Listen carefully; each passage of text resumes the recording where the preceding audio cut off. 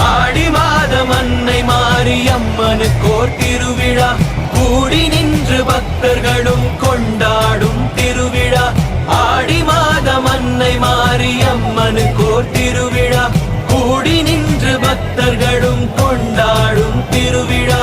தேடி வந்து அன்பர்களும் பொங்கல் வைக்கும் திருவிழா, தேடி வந்து அன்பர்களும் பொங்கல் வைக்கும் திருவிழா. மதுரையிலே மீனாட்சி அம்மனுக்கோர் திருவிழா, காஞ்சியிலே காமாட்சி அம்மனுக்கோர் திருவிழா.